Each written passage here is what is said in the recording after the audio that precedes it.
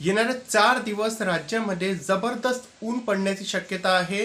जबरदस्त उन्हाचा प्रभाव आणि तापमानात वाढ आपल्याला पुढील 4 दिवस राज्यामध्ये पाहायला भेटू शकते, खास करून विदर्भाच्या भागामध्ये। नमस्कार मित्रांनो, द लाईव्ह वेदर यूट्यूब चॅनलमध्ये तुमचं मनापासून स्वागत आहे। या व्हिडिओमध्ये आपण पाहणार आहोत राज्यामध्ये कधीपर्यंत उन्हाचा प्रभाव असणार आहे आणि येणाऱ्या दिवसात पावसाची स्थिती नेमकी कशी असणार आहे, गारपीट होणार आहे का आणि कधीपर्यंत हा पाऊस आपल्याला आपल्या राज्यामध्ये सक्रिय पाहायला भेटू शकते, या संदर्भातला अपडेट तुम्हाला या व्हिडिओमध्ये आपण सांगण्याचा प्रयत्न करणार आहोत। तात्पुरता आपल्या चॅनलवर नवीन असाल तर नक्कीच चॅनलला सबस्क्राइब करा आणि शेजारी बेल आयकॉन दाबून ऑल। जर आपण सध्याच्या काळातली देशातले हवामान प्रणाली बघितल्या तर एक सायक्लोनिक सर्क्युलेशन इकडे उत्तर पूर्वी बिहारच्या भागावर बनलेला आहे, एक आणखी सायक्लोनिक सर्क्युलेशन उत्तर पूर्वी असमच्या भागावर बनलेला आहे। येणाऱ्या 5 तारखेला वेस्टर्न डिस्टर्बन्स हिमालयाच्या भागामध्ये आपला प्रभाव टाकू शकते। एक ट्रफ बनलेली आहे इकडे दक्षिण पूर्वी मध्य प्रदेश पासून विदर्भाला क्रॉस करताना ही कर्नाटक आणि तमिळनाडू पर्यंत इथून एक ट्रफ बनलेली आहे।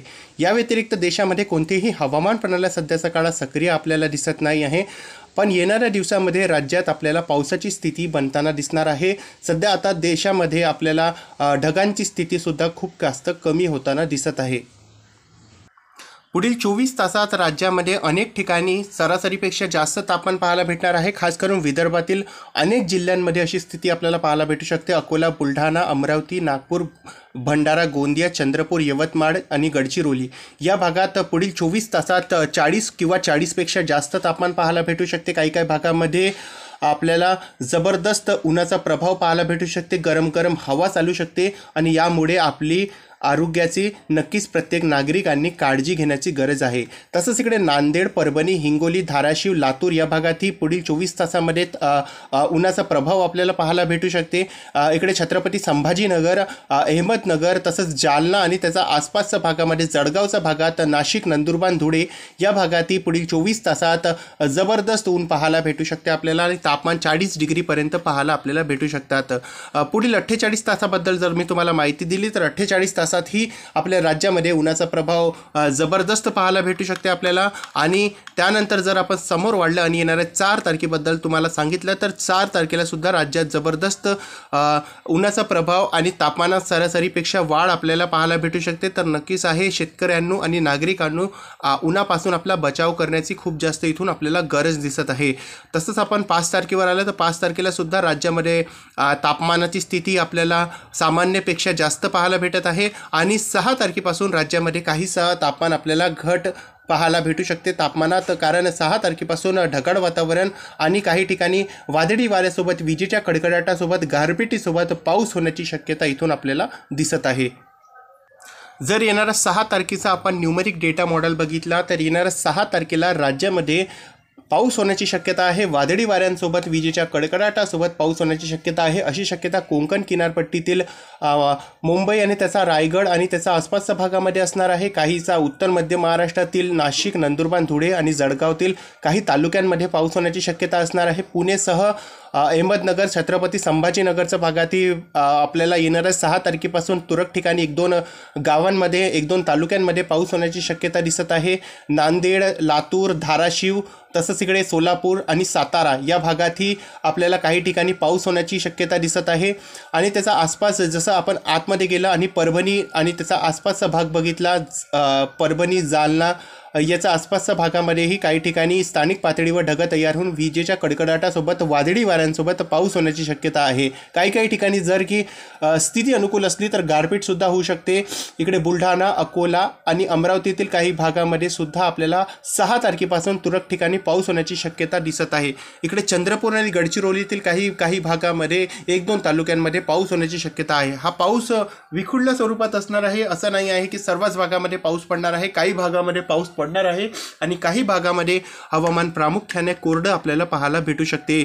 तसंच आपण जर 7 तारखेवर आलं तर स्थिती पाहू शकता, राज्यामध्ये पावसाळी स्थिती आपल्याला दिसत आहे। काही भागामध्ये दुपारनंतर विजेच्या कडकडाटासोबत आपल्याला वादळी वाऱ्यांसोबत गारपिटीसोबत हा पाऊस आपल्याला आपल्या राज्यावर सक्रिय होताना दिसणार आहे। हा न्यूमेरिक डेटा मॉडेलमध्ये आपल्याला 7 तारखेला राज्यामध्ये जबरदस्त पावसाची हजेरी लागू शकते अशी शक्यता दिसत आहे। दुपारनंतर किंवा संध्याकाळपर्यंत हा पाऊस राज्यामध्ये सक्रिय होऊ शकते. नाशिक, नंदुरबार, धुळे, जळगाव, छत्रपती संभाजीनगर, अहमदनगर, पुणे, सातारा, सोलापूर, तसंच इकडे सोलापूर, इकडे धाराशिव, लातूर, नांदेड या भागातही पाऊस आपल्याला पाहायला भेटू शकते. रत्नागिरी, कोल्हापूर या भागातही पाऊस पाहायला भेटू शकते काहीसा. इकडे मुंबई सेंट्रल, तसंच इकडे पालघर आणि रायगड या भागातही तुरळक ठिकाणी 1-2 ठिकाणी पाऊस पाहायला आपल्याला भेटू शकते स्थानिक पातळीवर ढग तयार होऊन. बाकी विदर्भात आपल्याला पाहू शकता की नागपूर, भंडारा, गोंदिया, चंद्रपूर, गडचिरोली या भागातही पाऊस आपल्याला वाढताना इथून दिसत आहे. जर आपण समोर वाढलं आणि बघितलं तर समोर आपल्याला येणाऱ्या 8 तारखेला सुद्धा राज्यात पावसाळी स्थिती काही भागामध्ये दिसणार आहे.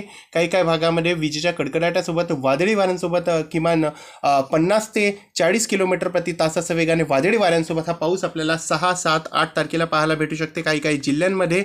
आणि 9, 10 तारखेला तुरळक ठिकाणी राज्यात पाऊस होण्याची शक्यता असणार आहे. खास करून दक्षिण पश्चिम महाराष्ट्राच्या भागामध्ये आणि दक्षिण विदर्भ आणि मराठवाड्याच्या भागामध्ये हा पाऊस काही भागामध्ये आपल्याला पाहायला भेटू शकते. तसंच येणाऱ्या 10 तारखेवर जर आपण आलो तर 10 तारखेपासून राज्यात पावसाळी स्थिती हे कमी होताना दिसणार आहे. पण दक्षिण भागामध्ये खास करून चंद्रपूर आणि गडचिरोली, नांदेडच्या आसपासच्या भागामध्ये काही ठिकाणी स्थानिक पातळीवर 1-2 ठिकाणी ढग तयार होऊन हलक्या पावसाची शक्यता इथून आपल्याला दिसत आहे. नक्कीच यावर आपण लक्ष ठेवून आहोत. येणाऱ्या दिवसामध्ये प्रत्येक अपडेट तुम्हाला या पावसासंदर्भातला पोहोचवण्याचा आपण या चॅनलच्या माध्यमाने प्रयत्न करणार आहोत. पुढील 24 तासासाठी राज्यात प्रामुख्याने हवामान कोरडं असणार आहे. कोणत्याही भागात पाऊस होण्याची शक्यता पुढील 24 तासासाठी नाही आहे. येणाऱ्या 6 तारखेला राज्यामध्ये परत पावसाला सुरुवात होणार आहे आणि 6 तारखेपर्यंत राज्यातील अनेकांश भागामध्ये उन्हाचा प्रभाव असणार आहे.